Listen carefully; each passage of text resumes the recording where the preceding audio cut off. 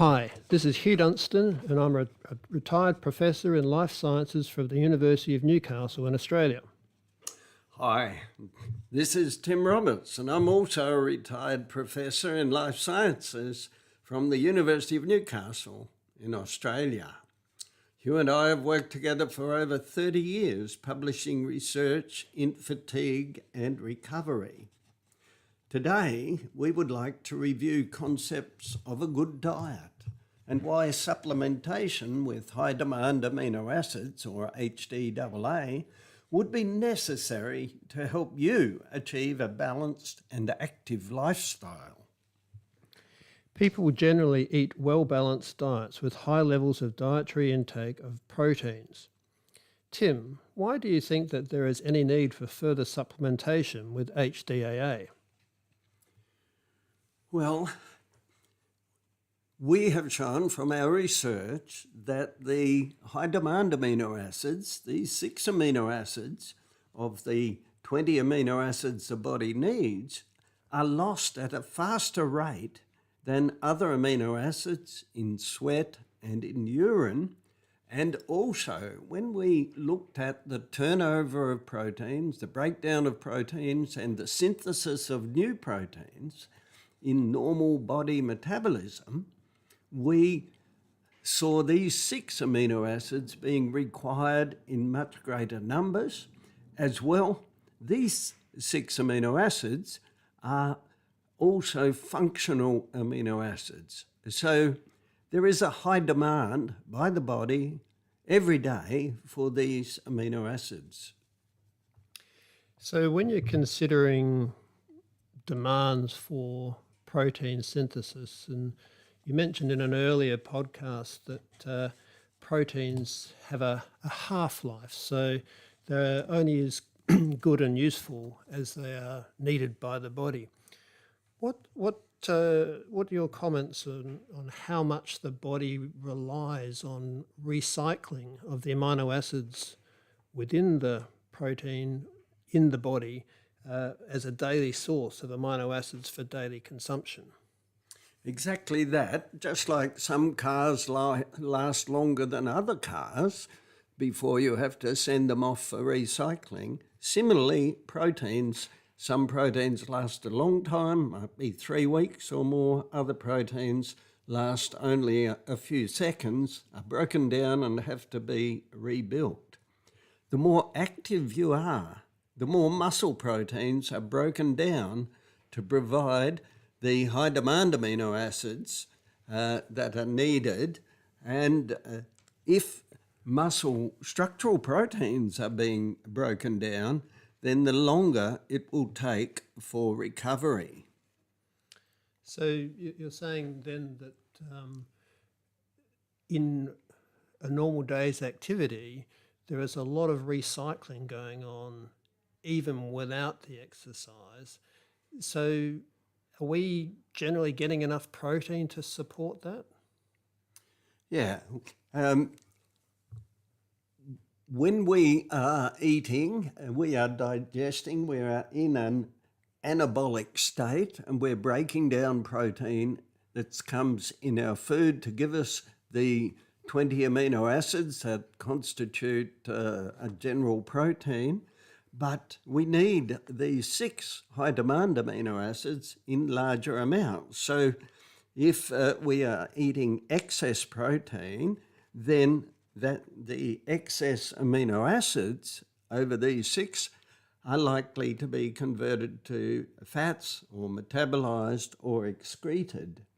But remember, the body is in 2 states. The body can be anabolic or catabolic. When the body is catabolic, our digestion is stopped, and if during that period of time the body is needing to produce more protein, it will be looking for a source of the amino acids, and if there's not enough of these high-demand amino acids present in the circulating in the blood, then muscle proteins will be broken down.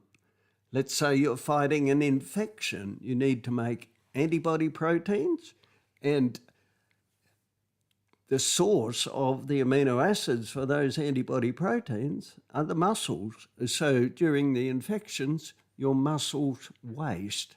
Very important that the concept of 6 high-demand amino acids is understood. So if you've got this capacity of the muscles to be the key source of amino acids, then when you're fighting infection, you're losing muscle mass.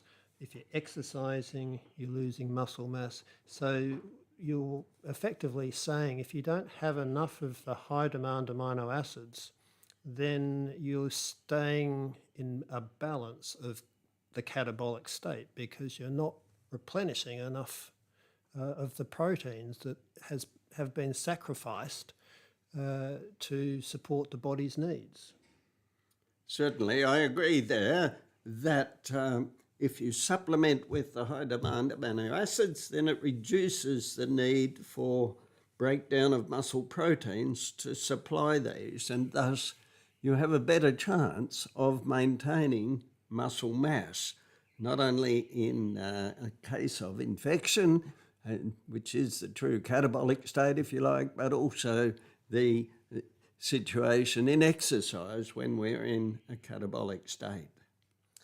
So is it feasible just to eat higher levels of protein to compensate when sometimes when you're ill and recovering from an illness, you don't really feel like eating high quantities, do you? No, that's true. And the blood is diverted away from the intestines. Your digestive process of release of digestive enzymes is less. But the body is still going on building proteins. It's still making proteins non-stop. And it will be seeking the amino acids then from the muscles, which are if you like, the reserve bank of amino acids. So in summarising, how would supplementing with HDAA help you sustain a healthy lifestyle? Well, I think it best to look at it as reducing the need for the breakdown of muscle proteins to supply the HDAA. And if the muscle proteins aren't broken down, then you're going to have less tendinitis, less muscle strain if you're exercising, and just less wasting of muscles if you're in this catabolic state. So why is it so important to remain active?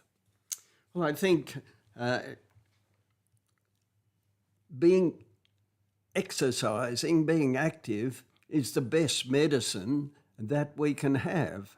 As we exercise, so the muscles release a whole lot of signaling molecules called myokines, which act on all areas of the body. We know that, of course, if we exercise, we feel better after the exercise. The endorphins are released in the brain. But every study of longevity shows that those who exercise have better brains, less Alzheimer's, better gut, better bones, and live longer. So exercising is critically important. And if you're not an active person, do you still lose HDAA and do you still need to supplement? Yeah, certainly. And our research here, of course, showed that, Hugh, didn't it? That there is a huge loss of HDAAs in the sweat of a person who is not exercising. Everybody sweats, and these amino acids, these important ones, are lost in the sweat. Okie doke. Well, look, thanks for joining us today. I think the take-home message is, whilst amino acids are generally available from foods, highly active humans or those with chronic health issues may not be receiving appropriate proportions of the HDAA to meet the daily requirements. Look out for our next podcast where we look at HDAA, exercise and aging. You can learn more about HDAA by typing HDAA nutrients into your research engine. Remember, high demand amino acids for active humans.